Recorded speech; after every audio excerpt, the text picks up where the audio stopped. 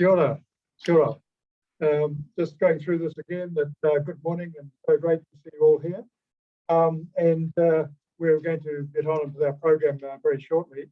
First of all, it's been a tremendous progress over the last 18 months or so to get to where we are. It's been quite a waka that we've journeyed on, and great to see you here, Philip, too, up to the adventures. And it's been quite a struggle to actually sort of get our journal going, but now moving forward, some might see this as some kind of resurrection of the Pacific Media Centre. It's not at all. This is our new wave, our new journey and our new direction. But we're pleased to be able to rescue the Pacific Journalism View in that process and to kick off with new projects and new initiatives in the future.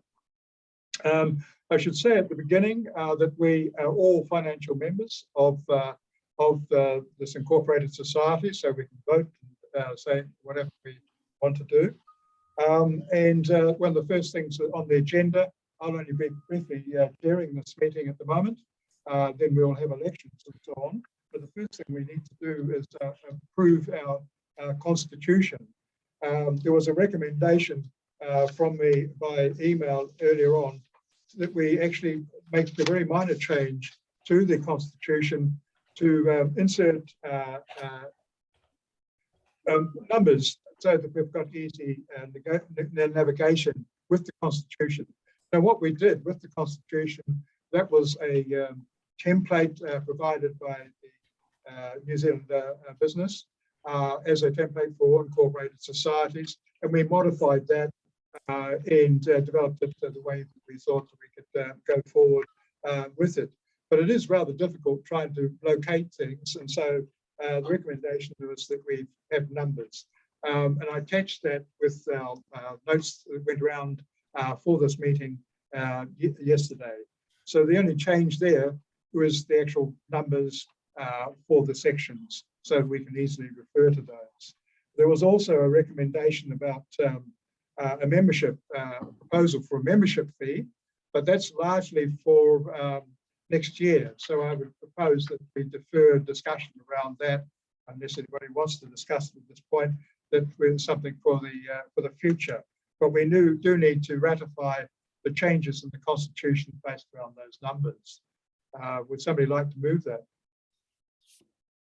Do we need to know the numbers first? Know the numbers. Know the numbers. I've got a copy over here somewhere. It's all well. I don't. It's just a sequential numbers. It's just a sequential numbers for each section. Yes. So when we refer to something, we don't have to sort of try and describe it. We can actually just say section 3, 1, whatever it is. That's the only change. But I do have a copy of it here if anybody would like to look at that. Pardon? I can move it myself, can I? Oh, okay. I'll move it there. Okay. Thanks very much. And then the next thing is the approval of our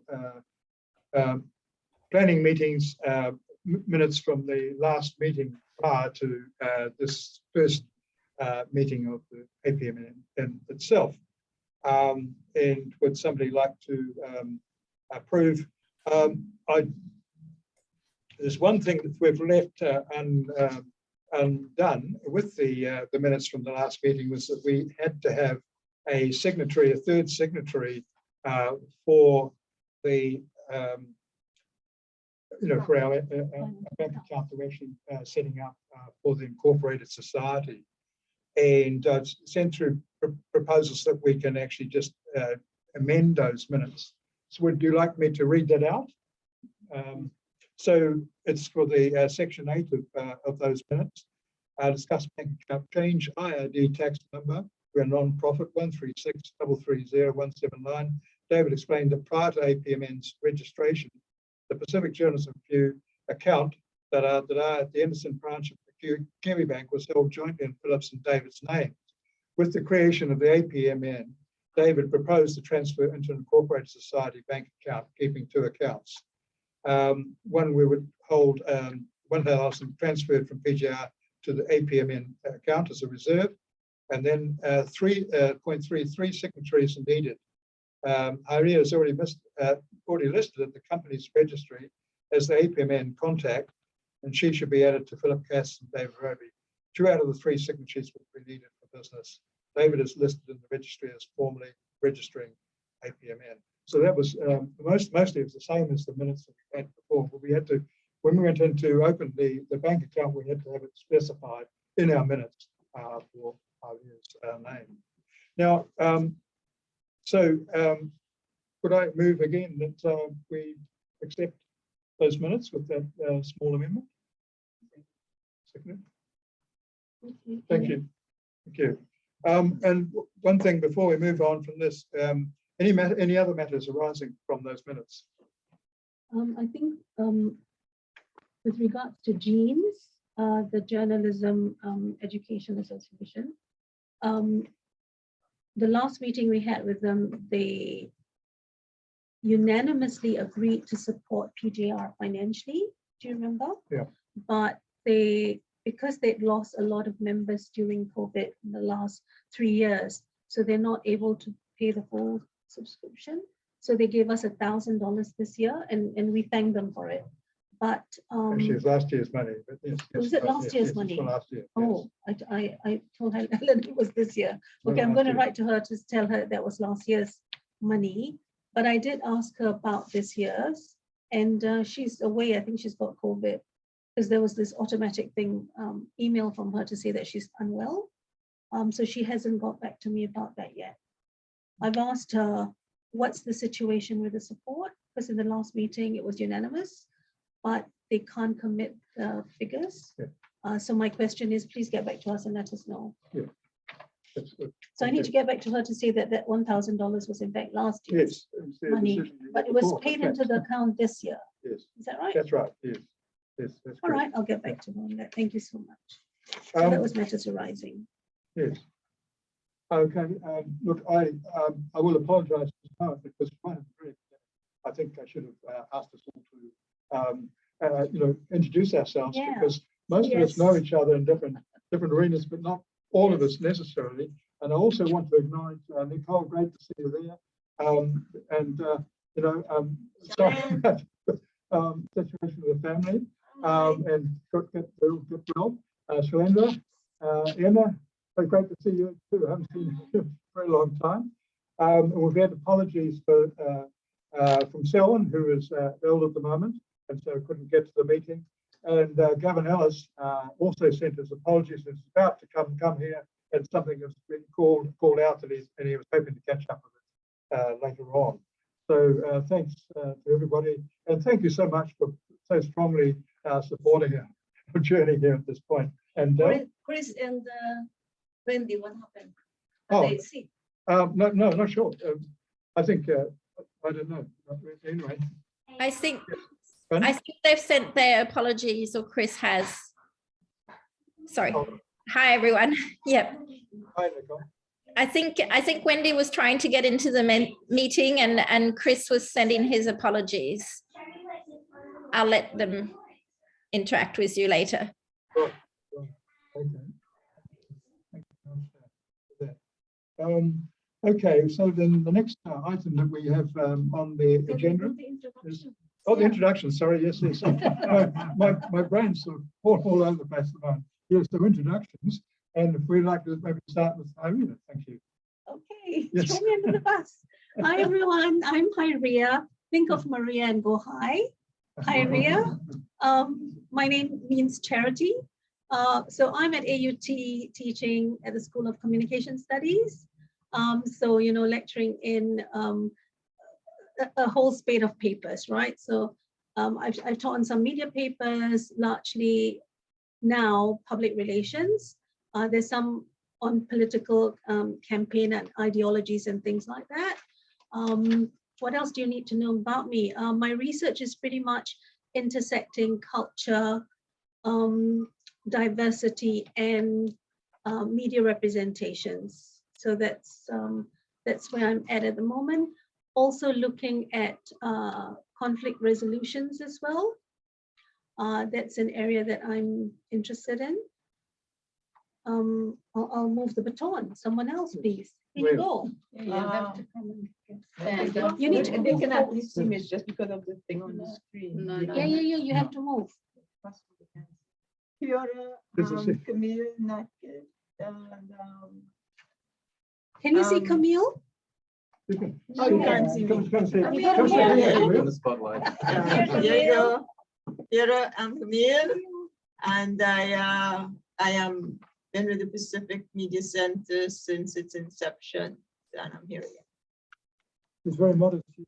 Yeah. For years, and one of the founders of the PMC. Kia ora koutou. My name's Heather De Vere, and I was at AUT for several years and worked with, well, both Camille and David. I'm politics is my background, and I've then went to the Peace and Conflict Studies Centre in Dunedin, which unfortunately is in the news at present. But yeah, at the time it was quite a good centre to be at, I'm claiming. But yes, I've been involved with the Pacific Journalism Review, and also with joint supervision with David, and we've examined each other's students, as with Camille as well. So we've done a lot of work together. Thank you. Hi, I'm Del. I'm just a sit around person. I'm busy when the journal is about to come out, but otherwise, yeah, I'm just retired. Another one.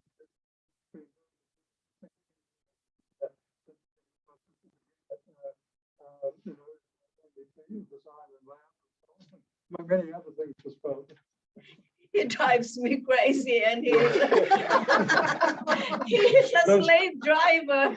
Believe it or not, when the journal is about to come out, I can't sleep until I finish what is the task for the day.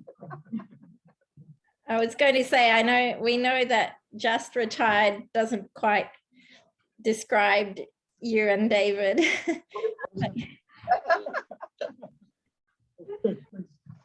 Kia ora koutou, Jim Mark. I'm I guess you'd call me a PMC alumnus as well. And I teach at AUT and research there. And when I get time, I make films as well. I don't always have time, but I guess that's my first love. Right. Thanks, Jim. Morning, everyone. My name is Adam Brown. I am Hyria's husband. I retired last year after 41 years of teaching, almost all of it at the tertiary level. My background is in language, and my function here will mainly be in editing and proofreading the journal and other documentation. Thanks. Adam. Oh, Rennie. I'm in a Come bit- closer, Rennie. We cannot Yes. see you. There's a seat here. You'd like to come and sit? Oh, it's all right. I think we've moved out. Oh, yeah. There we go. Okay, we can see you. I am Mrs. Phillip.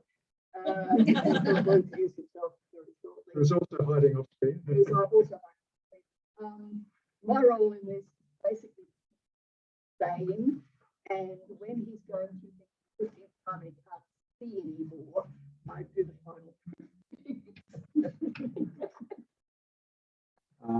Right. We can see you, We can see Philip. you. gotta Adam. move. Yeah, you gotta move on.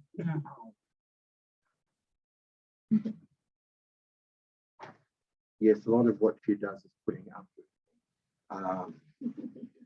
Always an interesting time when this is underway. Yeah, so I'm Philip Cass, I'm the editor of PJR. And yeah, so I've been with this on and off. Oh, long time before. I've been involved involved with this one. So yes, we've been contributing and doing various things with PJR way back to, my God, must be Yes, UPNG. that's right on the Yeah, back then. campus and, Yeah, you know, at UPNG and sort of plotting and planning. And the, yes, the cafe on campus there. absolutely. Yes, near the Buai wall. Let's not even think about that. Okay, so yeah, nice to see everybody again. And Nicole and Chalendra, good to see everybody here. It is really great that we're able to get together, and I think having the Fijian connection here is really good because so many of us are ex-USP or know the islands well. Renegades. So, yeah, or runaways. Yes, indeed. So yeah, welcome everybody. And before next, You can come and have the hot seat. Hello everyone. Thank you for joining and welcome as the host of the venue. Not the virtual venue, but I suppose both the virtual venue as well. And apologies that we started a bit late. We're on Fiji time as we just mentioned, the Pacific time. I was told by the Papuans they're worse than the Fijians. So, and no, David, Dell and I, we go back a long way, long association, and we've always been supporters. I've always been a supporter of the network. So thank you. and special thanks to Nick, because now, you know, with the support of the Whanau Hub, we actually have a home, a place to gather and to meet and do seminars, things like that. Before we were meeting in cafes or homes and that sort of thing. So thanks, Nick, for that support and for us to be able to be here today. Yeah. Well, thank you. So maybe if Ina, you could tell us. Ia ora ana tātou katoa, o e nā tō ui o. Hello everybody, I'm very pleased to be a part of this team, APMN. Yeah, I've worked with David for nearly 2 years now, for, you know, when we did a, I think it was a piece on with Canada, somebody from Canada. We had the online discussion, debate. So yeah, that's nearly 2 years ago. And I've been writing a bit about that French Polynesia, Ma'ahinui, you know, what's happening there. So that's what the articles I've been writing about. So yeah, I yet to finish my PhD, and I'm looking forward to learning a bit more what's happening. Thank you. Thanks. Just another point too. And you were one of the key speakers last year when the PMC was closed. You were one of the public voices that came out very strongly on Pacific Media Network and so on. And we're very grateful for that support. Thanks a lot. Thank you, David. And Shalendra, from you're back at USP now, or you're still in Oz? I'm still in Brisbane. I returned to USP at the end of the month. So it's really wonderful to meet all of you in person, but via Zoom, of course. And it's wonderful to see some old faces again after such a long time. Philip Cass, David Roby, Dell, Heather, my thesis examiner, and of course, Nicole. Nicole, I hope you're feeling better. It's really sorry to hear about your COVID situation. So I'm the coordinator of the USP journalism program. I was initially recruited by David Roby. I was a journalist in Fiji and the Pacific, recruited by David Roby way back in 2001. And it's been 20 plus years, you know, despite all the problems at USP, it's been 20 plus years, and I must say 20 wonderful years. Okay, so I'm also the Australian National University 2022 Research Fellow. Currently, that has also been a wonderful experience because I've had some time, for the first time since completing my thesis, to actually do nothing except write. So that was a welcome break. And I got my first paper published in the PJR, thanks to David Roby, who's been a supporter and mentor of mine since the time I was recruited at USP.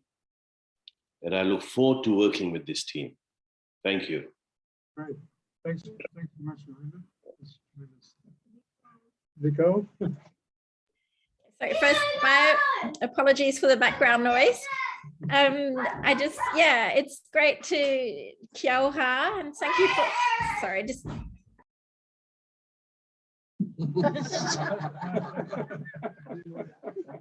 I don't know if that'll work, but kia ora, thank you for having me, and it's wonderful to be part of this new organization.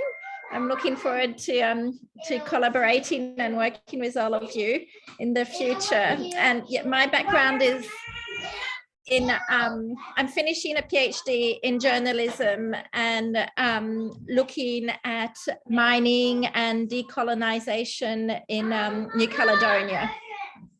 And I teach at UTS environmental communication and communicating health and science. Great. Thanks so much, Nicole. So great to have you with us today.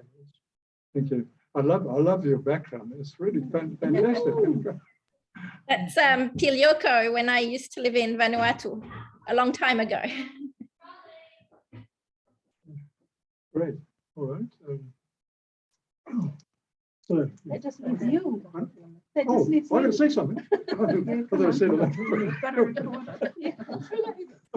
You have to introduce yourself. Okay. I'm Dave Roby. Needs no introduction. Well, I suppose I founded this journal back in 1994, and the journal is only one just project. It's what we're hoping for with the Asia Pacific Media Network, is that it'll be an umbrella that will provide a focus and support for a number of projects. And the PJR is one that's a project that will carry on, but we hope there'll be many other branches that we'll have to the network. But I guess I've had a particular attachment to the journal, having started that back in 1994 at the University of Papua New Guinea. And it was there for a few years, and then it was also at the University of South Pacific, and then came to AUT before finally branching out on its own last year, when we realized it wouldn't really have the support at AUT after I retired. But it's really been thanks to a wonderful team of people who are here, and many others too who have supported the journal over the time.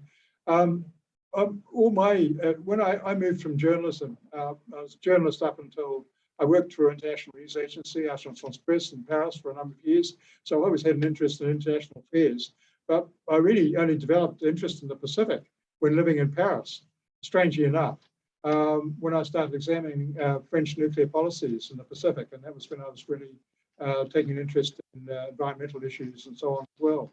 So when I came back to New Zealand, I worked for the Auckland Star as the foreign editor, and got very frustrated trying to do international affairs and so on.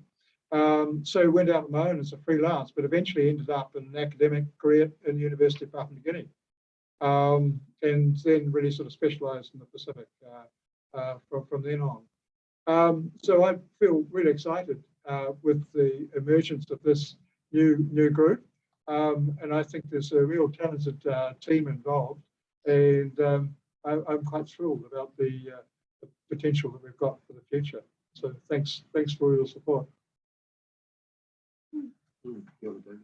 Thanks.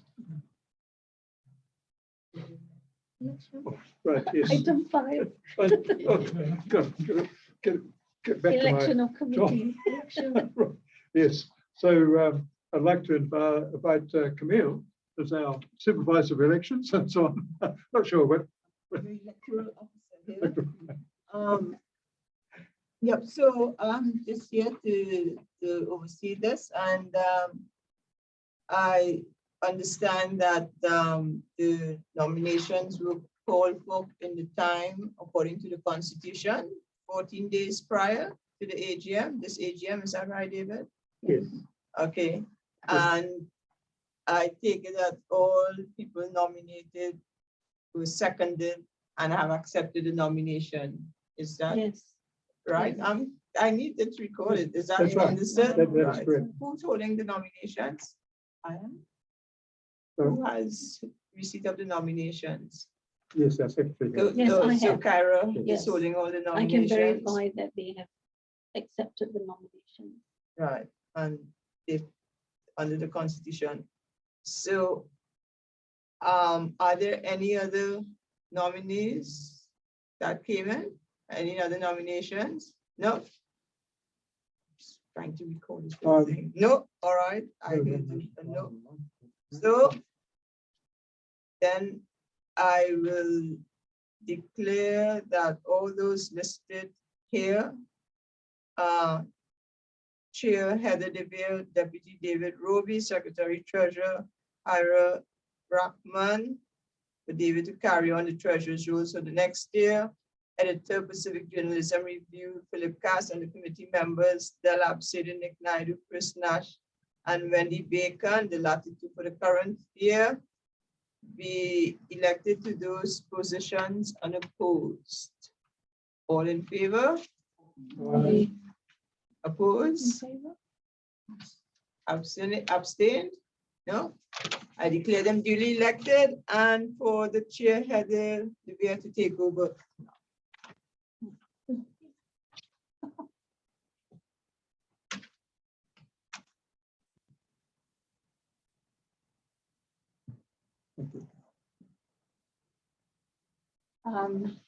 Thank you. Yes, that's an honor to be the chair of this new organization that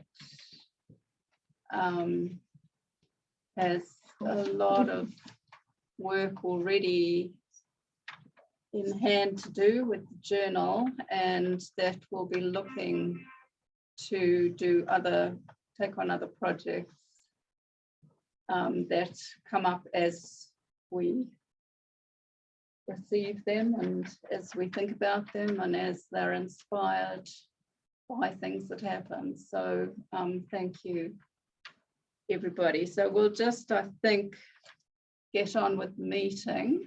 The next item on the meeting is the annual report, which David will present. Right. Well, I don't think I need to say a great deal about that. Thank you, Heather. The report's there. I think everybody has read it. And I think probably if anybody's got any questions, what I will say is that the report is largely the work of last year, developing our first independent issue of PJR. We concentrate on that project as that was the achievable thing in a year. And as we're preparing for developing the Asia Pacific Media Network, that took quite a while to really get established. And we were very happy with our first edition of the journal. I thought it was made under very difficult circumstances, trying to reset everything basically with the journal, and it was a bumper issue. It was 320 odd pages or so. And has been very well received, and there's even better one that Philip will be telling us about at the moment. It's about to come out later this month. So journal-wise, very well, progressing really well, and we hope that with the emergence of this organisation, there'll be lots of new ideas coming forward. So I think that's all I've really got to say about it. But if anybody's got any questions about the report, please. I'll try my best to answer. Can I add something there? Yeah. Well, I think we had a shoestring budget, and hopefully this time, because we have already established an NGO format, we would be able to apply for funding so that we are able to, first of all, not worry about will the journal be printed or not, because funding is very important. Without the money, we cannot print it, and without the money, we cannot send it around. So maybe we might be able to apply for some funding at this time, and hopefully, if we get the funding, we can think of maybe another project. Okay, does anybody want to add anything about the annual report? No. No, do we have to, I'm asking Camille as our advisor. If you We move have it, to move if that you it's move it, accepted. the chair doesn't need a seconder, but we can do it. Okay, so I move that the annual report be received, accepted. All in favour? Aye. And our colleagues on Zoom, thank you. Okay, so the item number 8 is the PJR report, which Philip will speak to. Which I will speak to now. David, is, Yeah. oh, okay. This is so I am not just an echoing voice. Okay, so David's alluded to much of this in his written report, and Dell has also alluded to it. I look forward to a day when we are awash with profitable advertising and government subsidies. I can hear people going, yeah, in the background. Yeah, we look, honestly, I think we put out a damn good journal. We are eclectic, we are colourful, we are not boring. We cover a range of enormous topics from a whole different range of perspectives. And I think what we do actually puts us several steps ahead of many of the journals that are out there. And I think we need to be able to continue that. And if we can be in a position where we're not continually having to worry about how we do it, then that would be terrific. And I think with this new setup, we'll be able to move ahead with that. What we've done in the past 2 years is to produce one massive double edition each year. Now that's certainly a big effort, but I think it has allowed us to, concentrate our punch very strongly. Certainly, yep, we could certainly look at ways of expanding our audience. I think the reputation is there. Our online rankings in terms of research and what have you remain high and remain competitive. And I really look forward to keeping that going in the foreseeable future and in the long term as we draw in people from Australia and New Zealand and all over the Pacific to work together. Because I mean we are, when you look at us, we're all connected in one way or another. We're all connected through different islands and different countries. Very much that one soul warrior idea that we used to have at USP. So I really look forward to this being something that we can continue to be proud of. We continue to point at as a way of doing an academic journal. Is it dry and dull and only by the editor, and to provide a whole range of voices for different people and different ideas and outlets. And there's stuff I'm sure we would love to have crammed into this edition, but it's physically impossible to do so. And I'll just join again, as everybody has to do. And I'm going to point. No, I'm going to point that way on. Okay, Dell's hiding back there, and again, I can't thank Dell enough for everything she does on journal to get it out. That's voluntary though. We don't get any cent for that. I think I can see a theme emerging. David, at least buy her a decent bottle of wine. But no, look, thank you for everybody for being here. Thank you for everybody who's been involved in this and is continuing to be involved.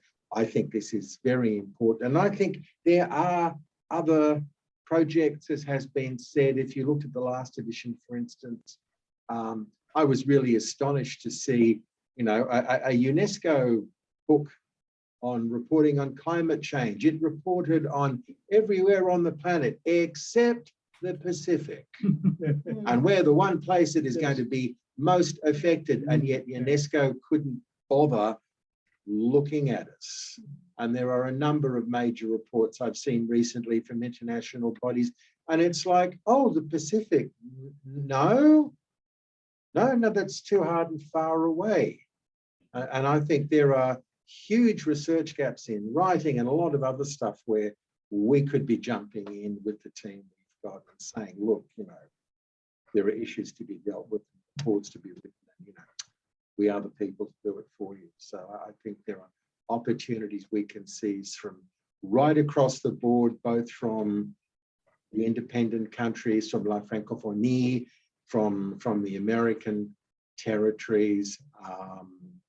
I think there's a great opportunity there for us. So I'll MCAS. Thank you, Philip. I'll just welcome Gavin to the meeting. Hello, Gavin. I'm Heather De Vera. I've just been made the chair, so that's why I'm talking. But elected. Oh, sorry. And so we're just looking at the PJR report, which Philip has spoken to, and now is the opportunity for anyone else to talk about the PJR report, to respond to that in the meeting. Would anybody like to respond or talk to anything? Okay, well, thank you, Philip. And so I will move from the chair that the report be accepted. So all in favour? Yeah. Just raise your hands if you're on Zoom. Thank you. And so that is unanimous. Thank you. Right, the number 9 on the agenda is the financial report, which again is David. Thank you, David. Yep, absolutely.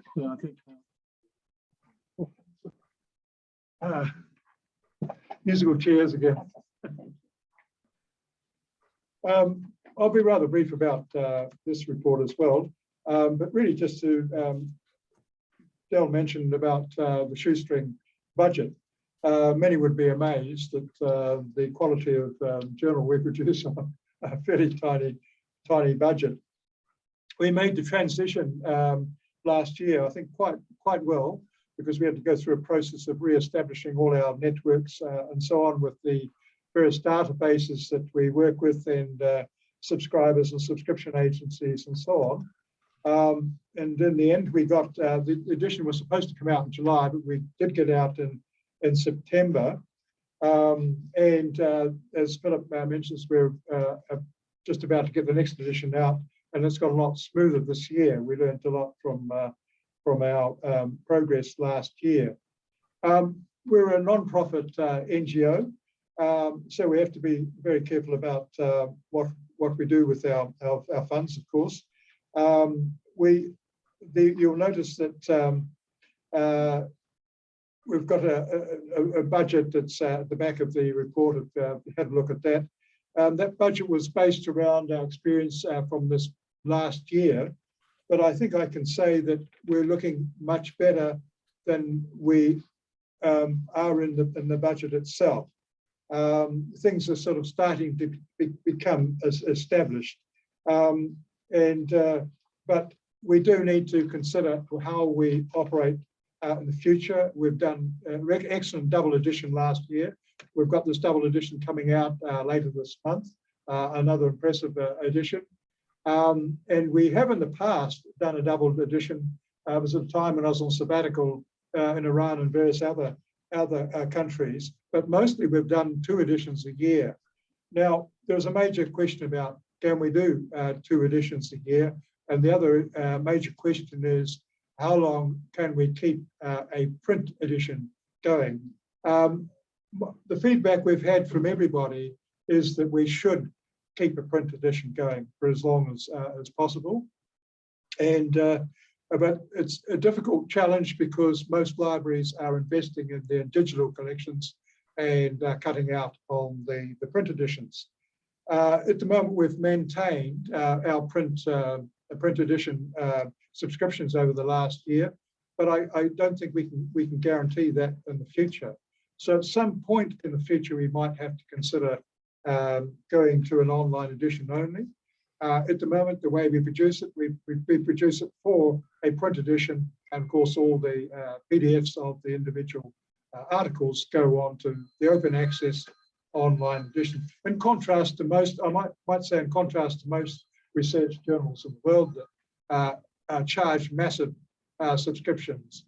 I was looking at a comparative of the rankings of journals, our region, Australia, Pacific, and so on, and noticed quite pleasingly that we are the only open access journal in journalism and political studies in this region. So that is really important, and we considered that as an important thing, and thanks to AUT's digital Tefera platform in the library that we're able to do that since 2016, and that close relationship that we have with Tefera at AUT has continued and is continuing. So we saw that as a priority, particularly for the Pacific, so the journalists and journalism schools around the Pacific would have ready access to the research. And there's a massive amount of research there now, over 1,000 articles in the archives of PGR. But I'm getting away from the actual financial aspects of it. So our challenges are, I think, certainly with new ventures that we would hope to do, we would have to find funding sources for those. And ideally, we should be finding additional funding sources for PGR. At the moment, it's self-funding, just. We rely on digital database royalties from each edition and from the articles, and we rely on subscriptions. But of course, we don't get anything because most people that would access the journal would access it through the open access editions. We don't get a lot, and there's very little potential for growth in income. And it's very difficult to predict as well, because like, for example, one of our major sources of income for PGR is Informant in Australia, where most of the libraries operate through that. And we get 6 monthly payments from Informant, and it fluctuates wildly every time. And we have no idea, we can't really plan around, like we've done better this year than we did last year from Informant. But we do need to find alternative sources for funding, and I think that's on the agenda, isn't it? Yep. Shortly. But if anybody's got any questions about the financial, can you please state how much do we have and how much the expenses? Well, it's all here. It's all here in the report. Does everybody have a copy? For the record. For the record. Yes. Oh, okay. Well, look, this is our report for 31st of March 2022, which is our financial year. Our total income then was 4,052, and our total expenses 3,820.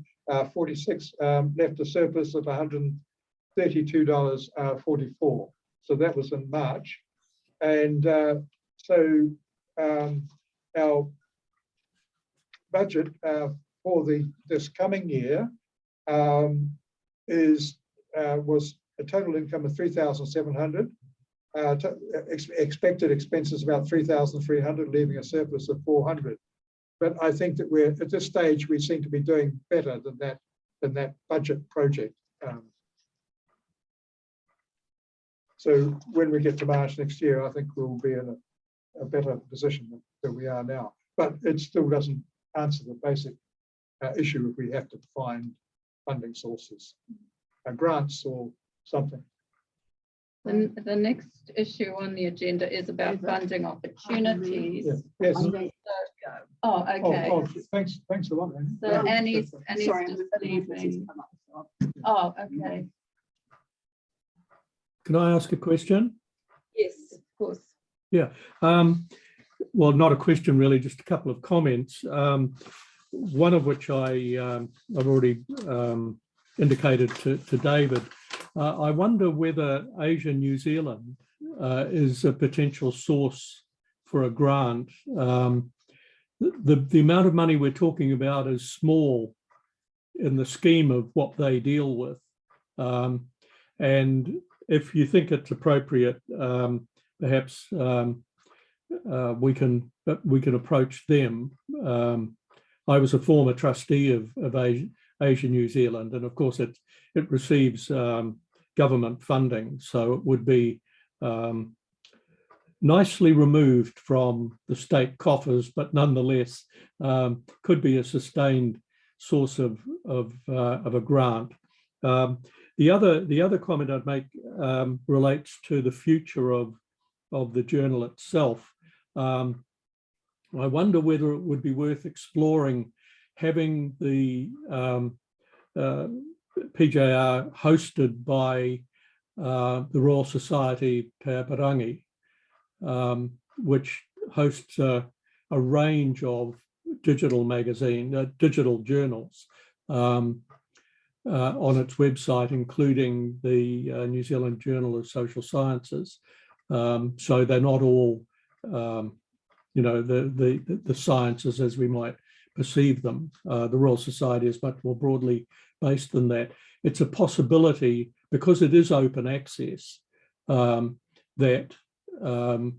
would be a sustainable way of ensuring that there's ongoing integrity to the retention of the database, which of course, as we know, has been problematic recently. So that's something that you may want to explore anyway.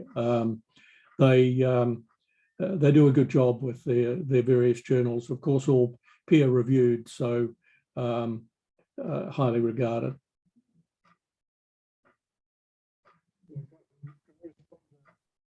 Thanks so much. What I was going to say is, if we can just maybe get the financial report. Well, both of them really relate to the finances, because in terms of the future budget, it's a matter of when you determine to end the print edition. Now, the budget here goes out to 2023. Is the likelihood that the print edition could be stopped before 2023?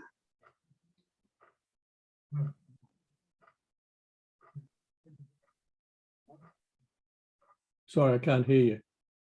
Oh, Gavin, we're very committed to print edition next year, probably the year after. All right. Okay. Well, the only other aspect of it then is whether it's worth, certainly from a budget point of view, being a little more adventurous in terms of donations, in the expectation that we may be able to get some further grants. At the moment, you've got 1,000 and then nothing.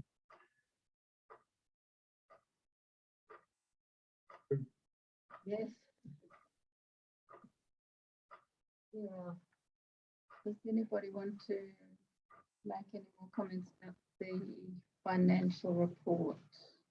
Can we please approve first the report before we go on with suggestions on different matters? Okay. Now I can't move the You financial. can, but it's best if it Oh, it's came from best. David. So, okay, it's best if it comes from you rather than the chair for moving the financial report and then second it. Oh, all right. I Did move. you? You say I move. I move the adoption financial report. Second. All in favour? Aye. Thank you. Oh, sorry. Anyone We did that. against? Anyone abstaining? Oh, Are you abstaining, Shellen? Sorry, I'm in favor.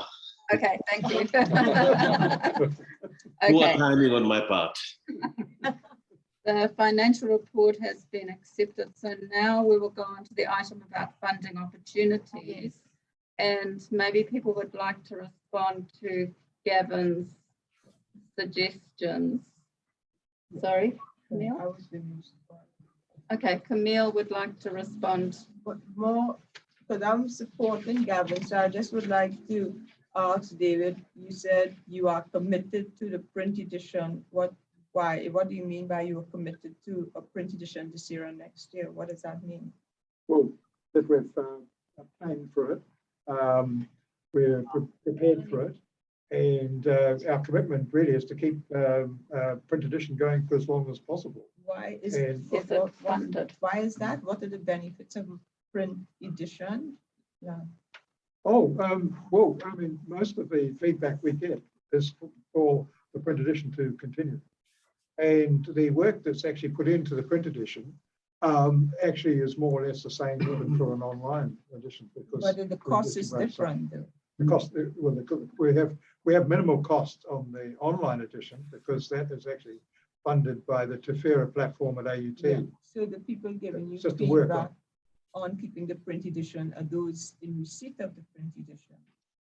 Sorry?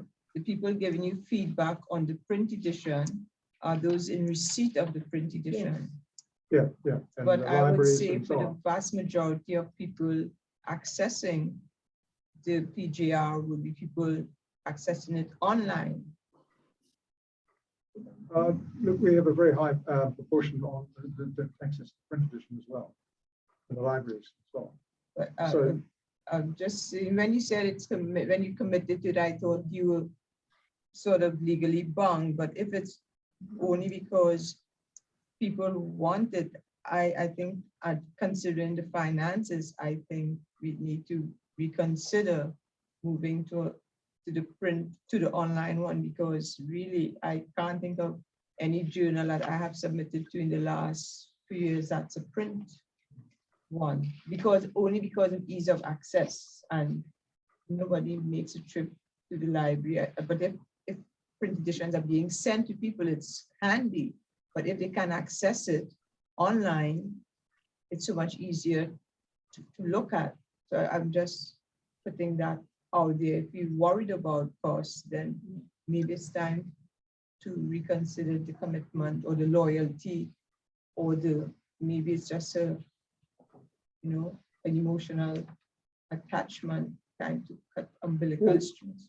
Well, yes, well, a part of that is the actual time produced, and like I think what I was really saying about the print edition is at the moment we're doing one double edition this year. We're doing the same again next year, but we have in the past been doing 2 editions a year, and that is the question about the funding. Would we have enough funding to do 2 editions a year? I believe that'll be a bit uncertain at the moment, but we committed already for next year. With the library subscribers, they subscribe it for a year, usually some for 2 years. So we do have a contract with those libraries up until the time For the print edition. for print edition. Yes, we have no direct libraries buying subscription. This is part of the problem, that the subscription online subscriptions are done through agencies like Informant. So we get a royalty from them. We don't actually get direct subscriptions. The print subscriptions come directly through agencies to us. The general belief we've had, and Philip, as editor, maybe you should really comment on this. Well, I'd like to, and that is a pure calculation of time. It's, I do not believe it's there, but I'm sorry. I believe that we. Don't apologize. I- I know yeah, journalists have I- their own idiosyncrasies. I It's gonna be much- yeah. I share that view too, and I really would fight for that. Can I make a comment? Yes. When you say I am committed, well, did we take into consideration the budget?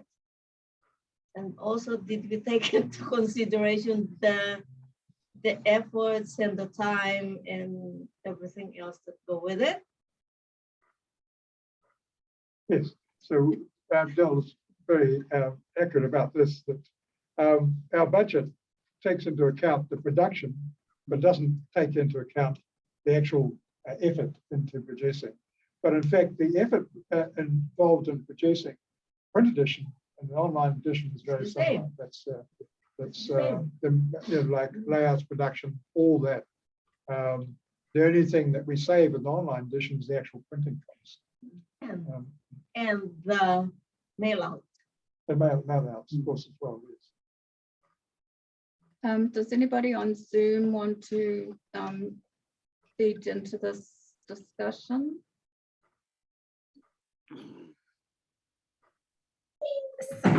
Sorry, I've been listening on and off. Sorry if I've missed a bit, but I have actually been wondering about just going online. I would think it's a good idea if that makes things easier, and of course for the budget.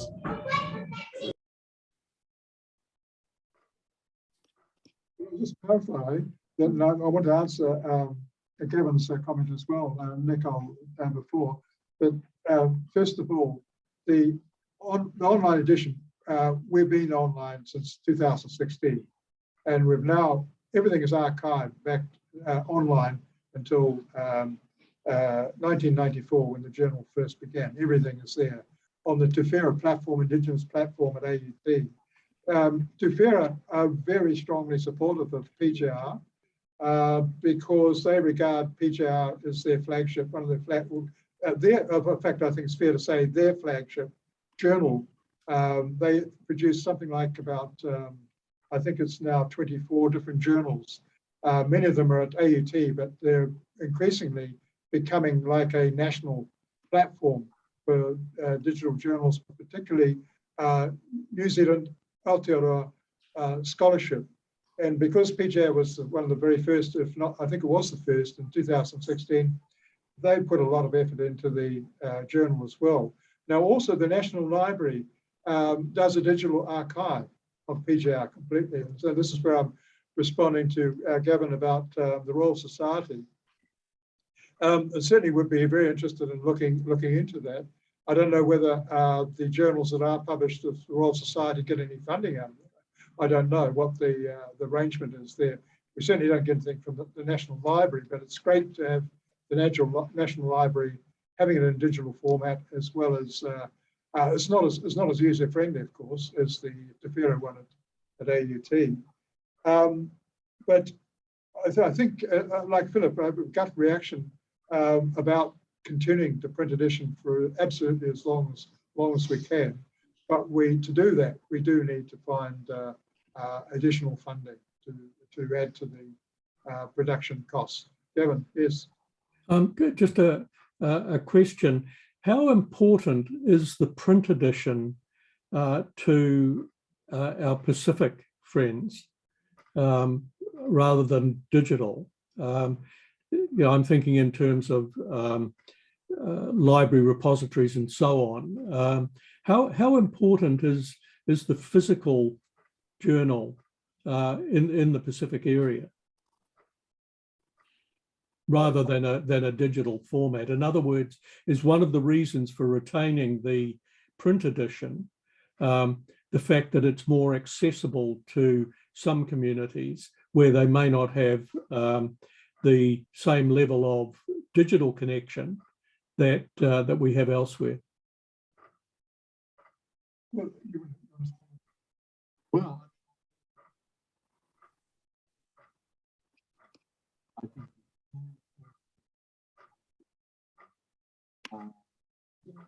No, I can't hear. okay. I would probably We can't hear you. Okay, sorry. Yes, I think that would be an issue. I think that in some cases, some communities do not have the same level of digital access that we take for granted, and therefore having a physical copy is actually a better option. It's like maintaining shortwave broadcasting. Yeah. Can I just Philip, that the Pacific Collection, the Pacific Collection at USP is a magnificent collection of literature and publications in the Pacific. And USP actually subscribes to 2 copies of one copy is not enough. They subscribe to 2 copies of PGR. One goes specifically to that Pacific collection. The only other university in the world that gets 2 copies is the Zayed University in Abu Dhabi. yeah.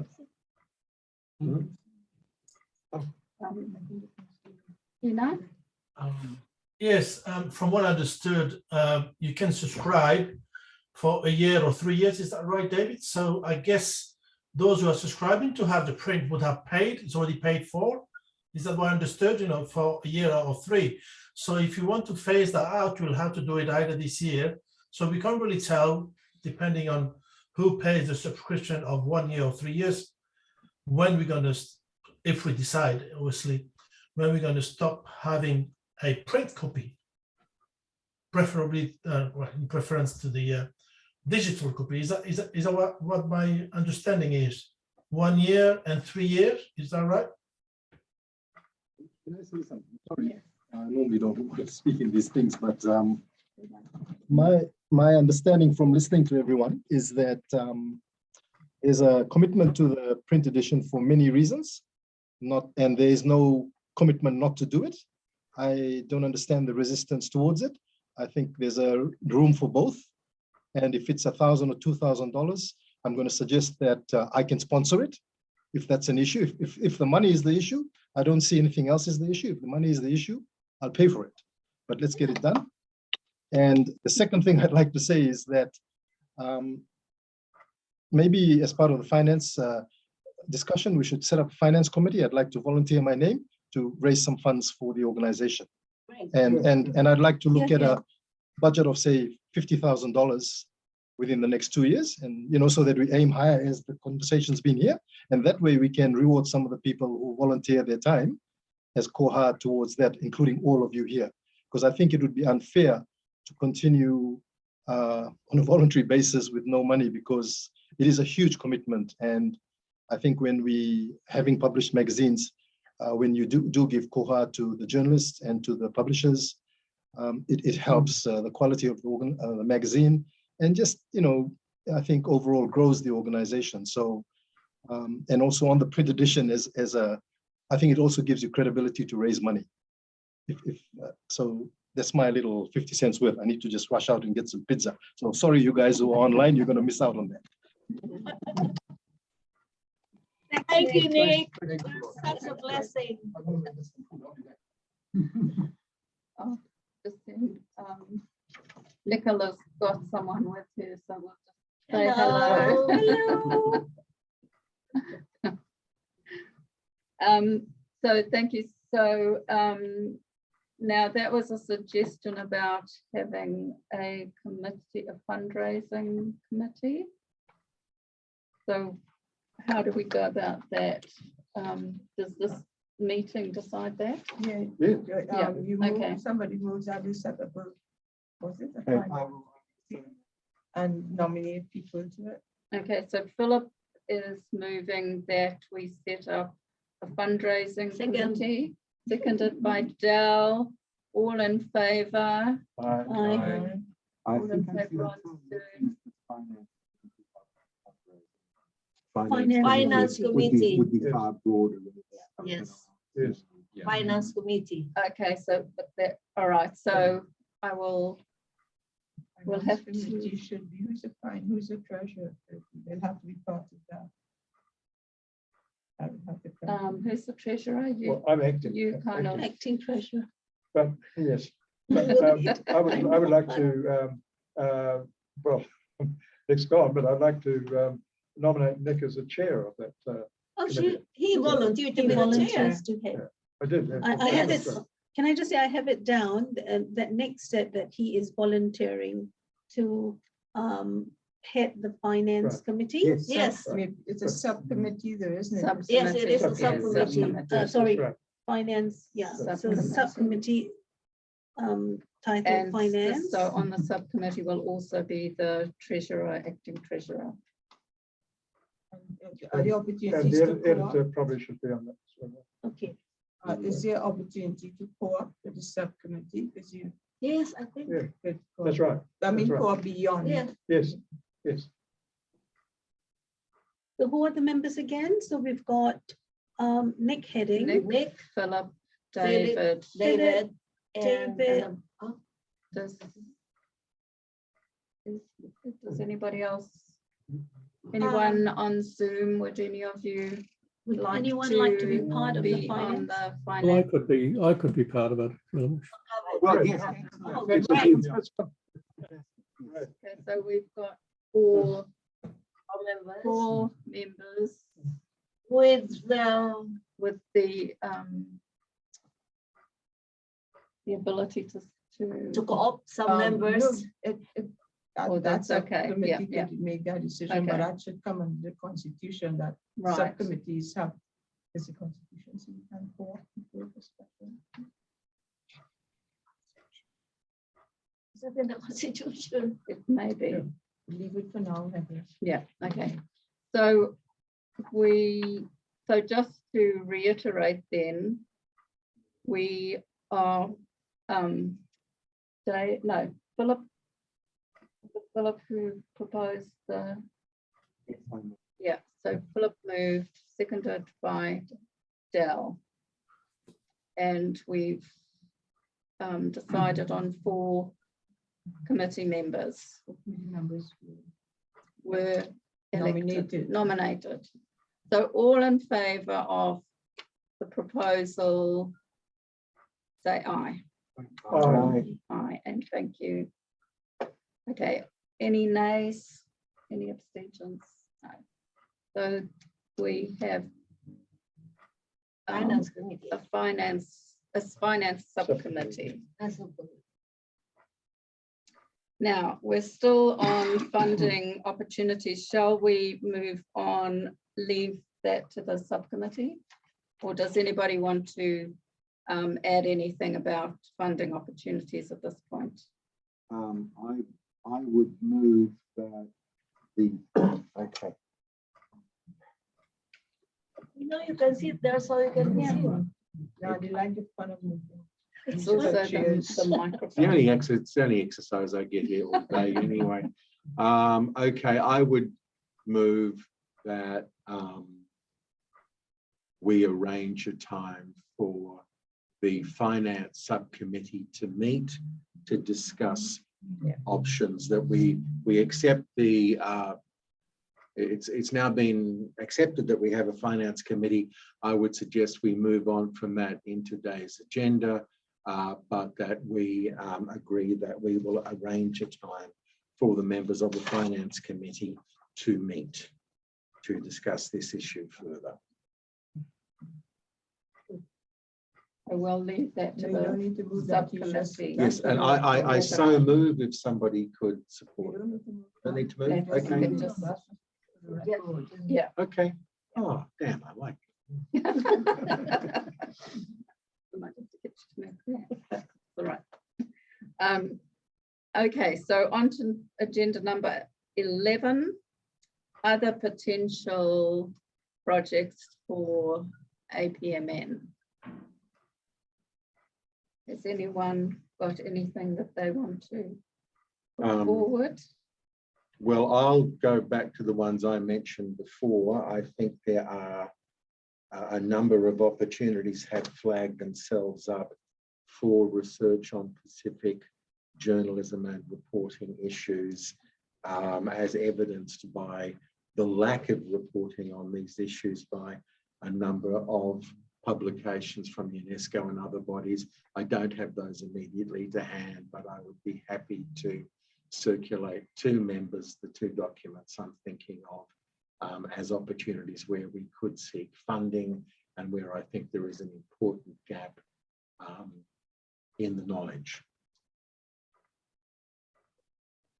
So is anyone else interested in talking with Philip or in this meeting about that issue?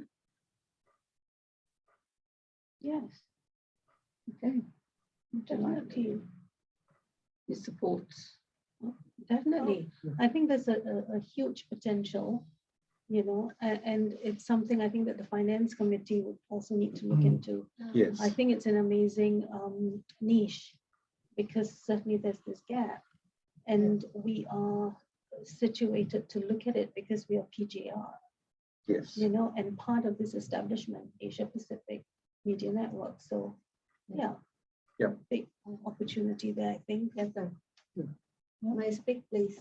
Please. When we were still at AUT with the Pacific Media Center, I remember there was a really nice project which is bearing witness.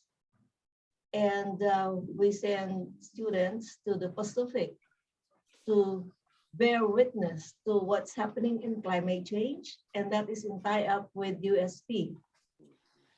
If we have some funding, we might need to resurrect something like that when one can go in there, work with the USP again, and it doesn't have to be a student. It's anybody who wants can go in there, and you know,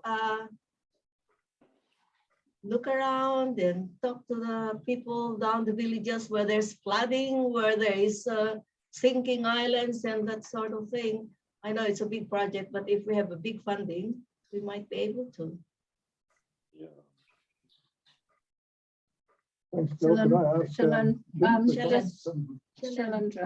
Yeah, so just very quickly, the Bearing Witness project worked really well, both for USP journalism and AUT. And it might be an idea to revive it if funding can be found. Another good avenue for funding would be PACMAS. That is Defense Media Capacity Building Project in the Pacific region. I'm not sure whether if New Zealand qualifies for funding or not, but USP and Fiji certainly do. So there might be opportunities there. And the other thing I wanted to add was a Pacific Media Conference that is long overdue. And we were planning to host one at USP until COVID struck. So this is something that we can organize in collaboration. We can treat this as a collaborative project with USP journalism, apply for funding and so forth. Unfortunately, COVID has made a comeback, but let's see how things go. But that's a project to keep in mind, maybe in 2023 or even 2024. 2024 seems more realistic. We have not had a proper Pacific Media Conference in a long time. All right, thank you. If I could just come in with a brief comment on that, Shailandra. We at AUT looked at that Bearing Witness project as being really successful, and the stories the students brought back, not only the stories that were printed or filmed, but the stories they brought back to us as teaching staff really proved how successful and worthwhile it was to send students overseas. It felt like a real growing experience for them. And currently there's a bit of a rethink at AUT about postgraduate offerings. So, you know, as a lecturer in screen production there, and we haven't talked about this specifically, Heidi and I, but I think there are some opportunities there that I'd like to pursue as an AUT staff member. I would also kind of add that maybe there is some room in the context of our media network here to think about a journalist in residence kind of program, and that might be limited, but it's something that we could offer to perhaps entry-level journalists or young journalists to get them thinking about reporting in the region. Can I make a comment on that? When I was editor of the Herald, I had a resident scheme going between ourselves and other papers and what was then the Independent News and Media Group. And it was exceptionally successful in bringing young journalists to New Zealand and sending young journalists to other countries. I think it's a really, really good idea. The journalist in residence concept. Might I suggest that you look at embracing news media organisations as the places where those journalists go, and they provide some of the funding. And it is very, very much a two-way deal. Our newsrooms learned a huge amount from the young journalists that we brought in from other countries. And I'm sure that their newsrooms learned a lot from our journalists that went to them. So I think it's well worth pursuing with both as a concept and also involving our own news media organisations, not just here, but throughout the Pacific, if we think big enough, to not only provide the places for them to go, but also to help fund their period in residence. Yeah, and actually it occurs to me that Pacific Cooperation Foundation has done that kind of swap and placement in the past, not necessarily with journalism, but they have done placements like that with young people. So that may be an avenue for collaboration as well. Just to follow through on that, I would be happy to, I have some projected travel. I'm not sure how that's going to evolve with COVID. It's a difficult situation, but I have some travel planned to East New Britain and Port Moresby and also the Philippines in a few months' time. So I would really value your input on some approaches I could make while I'm up there on the ground. It might be nice to talk to some news agencies up there.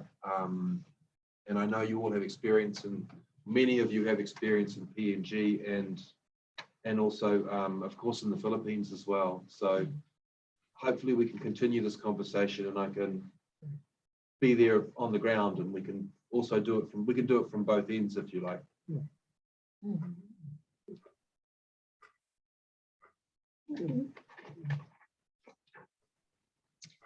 So there's a lot of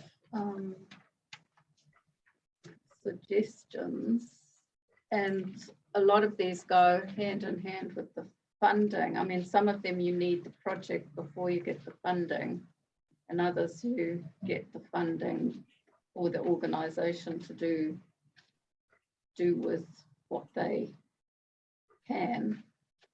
So how will that work in this context? Is there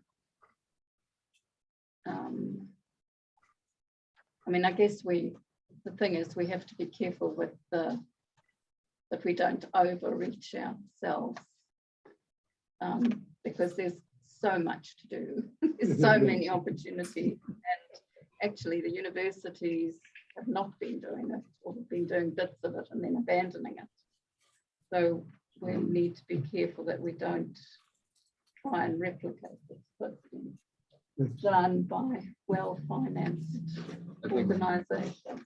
Yeah, I think it's quite wise to be a bit cagey about committing until we have grant money, but it feels like we can start some discussions. I think so, and I think that it'll be, in my experience working with universities, it's like you have to go in a way where the money is and sort of adjust your project to fit a particular opportunity. So I think that when the finance committee looks at what funding there is, then they can bring it back and we can try and work on projects to fit where the funding is. Does that make sense? Yes. Yeah. So the finance committee is actually a very important part of this. What's the time? How many more? Yeah, so it's one. items? We've got we've only got 2 more items. So is there anybody else who wants to speak on that issue of the potential projects? Maybe we need another meeting to discuss. Can I suggest that there are a whole list of things? Once I send out the minutes, because I've noted some of the suggestions, what can then happen is perhaps the finance committee can then look into the funding and tie some of these projects to specific, because Nik says that he will lead and he has a timeline of about 2 years, 50 grand, something along those lines. And then of course, members have suggested other avenues. So once the minute's out, you can actually tie it with any of the plans of the finance committee. Is that all right? Yeah. Okay. I'll just note that suggestion down. And often with these projects, you need somebody to be the principal investigator or whatever they name them. And then but it doesn't have to be us that does everything, it then goes so that and that also gives research opportunities for students or people that are working in the field and in the countries to participate in the research or whatever the project is. So we don't have to do everything within our small group as well. No, exactly. So, yeah.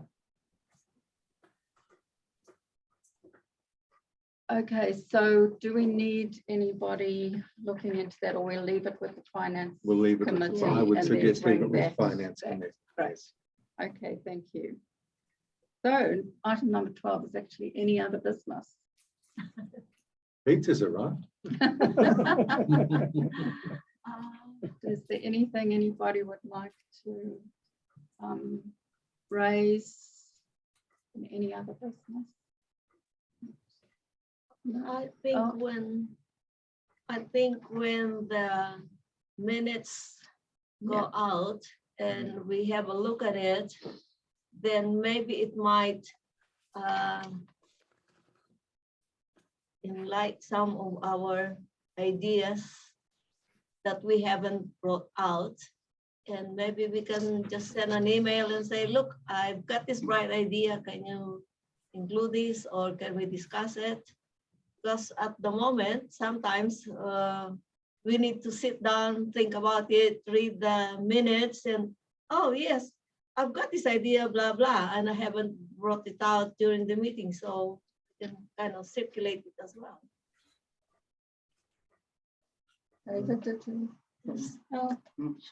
Oh, sorry, Shalindra. Yeah, just a final comment from me. There's no NGO or civil society organization in the Pacific region specifically dedicated to media issues. So this NGO might have the potential to fill a yawning gap. Not just mainstream media, but social media as well is becoming a major issue in our region. So I thought I might just highlight that so that we realize what our potential is. But I also agree with Heather, we've got to be careful not to overreach and maybe do few things, but do them properly. I feel that's the direction we should be headed in. And the other thing maybe we should consider is formal and informal partnerships. There are so many organizations in the Pacific region with which we can partner to carry out projects jointly, as well as for funding purposes. And PACMES is one example. Our school, not just a journalism program, but I know that the USP, the school within which we are located, they would also be very much interested in forming some kind of partnership at least. Right, so that's it from me, thank you. Can I just ask you about internews? You've at USB have done a lot of work with internews. We had, before I retired at AUT, we had a really good project with internews going on climate change. I just wondered if you mentioned PACMES, but does internews sort of come in with a similar sort of emphasis from you, or what? What would you mention about them? they seem to be increasing their assistance in Pacific projects. Yeah, so Internews is a potential partner, a very experienced NGO, I think based in the United States and also in the UK. And they do a lot of work in the environmental reporting, climate change, as well as peace building. So peace building might be a neglected area in the Pacific region, especially Solomon Islands and Fiji. And they seem to be very skilled at extracting funding from all these international organizations. So yeah, definitely Internews is a potential partner for sure. We've done a couple of projects with them already, and they seem to be flush with funds. So, yep. Yes. Ina, are you wanting to say something? Sure. Yes, I feel like this is a very good group in terms of media because of the unique position and the privileged position that we have in this group, that we have people with experience in journalism, but also we have people like me and maybe Nicole who live in the places and who have contact from the, it's an in-depth, I guess, articles that we write are in-depth because we had the contact and we're coming out with that. And I don't think we have many around the world that are doing, especially for the Pacific, that are doing the job that we are doing. As a volunteer, we come and will spread the in-depth analysis that we have because we know the places, we know the political arena, and we know maybe the economic situation of a place. So that is why for me, this group is quite a unique and privileged group to belong to, because we are not, we are there to do, although it is voluntary, we are there to give the truth about what's happening outside, which is quite a rare these days, I guess, So yeah, that's why this group for me is a fantastic group of people working together. Thank you. And we do have one other item of business, which is about the next meeting. Are we ready to go on to that? David, So the sorry, next, can I sorry, just say go on. something? Yep. There is a group called the Pacific Media Network, because I'm part of the Meta Innovative Advisory group, and they have submitted, Meta's giving out a lot of money. So there are these groups that apply. So they are from diversity communities. They're not mainstream. So I sit on this board with 3 other people, and our job is to look at their plans and how funds are dispersed. But the thing about the group I notice is they tend to focus more on entertainment news. So it's very different from the sort of work that we do. They do report on local news, but a lot of what they do seem to be more on what's going on in terms of entertainment, as far as I can see. I could just add something to that. The Pacific Media Network is actually the broadcasters of New FM. Yeah, that's what I was 5:31 thinking, yeah. p.m. 5:31 p.m. is their community. That's true. Whereas New FM is aimed more at the younger audience and so on. But they have a very good morning program on 5:31 p.m. Brian Sagala, which does cover topical issues, and it's a very good interview, I think, I believe. But I agree with you that overall, PMN is because I was trying to work into a relationship with PMN last year with our Asia Pacific report. And I found that actually had very limited what they had in their news to share, and also very limited interest in the region, whereas that was very much the focus that we had. So I don't think they cut across much that we do ourselves here. Ours is far more broad-based, I feel, and more into serious sort of research where we're trying to fill gaps. So I just wanted to share that. But also they might be partnership to have, Yes. where some of their people might want to do more serious. Well, yeah, I mean, they do have some of our graduates Yes, true. So, Well, that's saw a also the report from reason. one of my students this morning, actually. Nicole, sorry, Nicole. Sorry to interrupt. I have to leave the meeting. Sorry, but it's been great listening to you, and I look forward to meeting again soon. Thank you. Thank Thank you. Thank you. Bye, Nicole.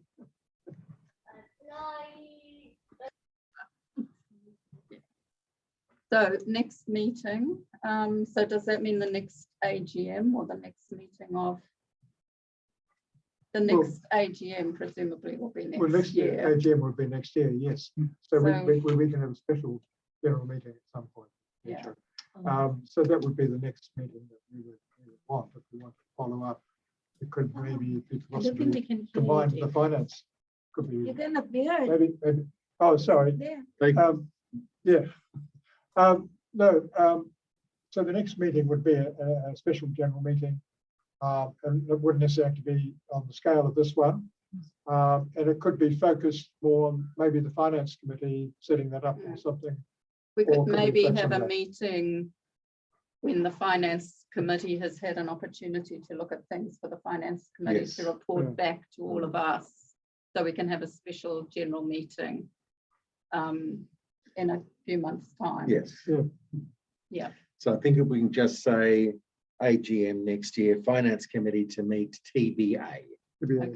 That's Yeah. excellent. So everybody happy with that? And I mean, meanwhile, we're all communicators, so presumably we can find ways of communicating with each other via the internet and other places. But if everyone's happy, I think I'm going to draw this meeting to a close and just say that for me anyway, looking at all this amazing talent and commitment, I think this is the beginning of a very important organization, and that there's going to be there is a lot of work for everyone to do, but we're going to be trying, like Shalinda said, to do a good job of what we do. So thank you everybody, and we'll all keep in touch with each other. Thank you. So the meeting is closed at what is the time? 1:50. 1:50. Thanks Right. everybody, and sorry you can't Thanks. share Kia ora. pie Thanks with so us. much. You're Okay, Great. WAC, Caritas, the Friedrich Ebert Stiftung. So all these funding Actually, bodies there are are lots of their huge number of funding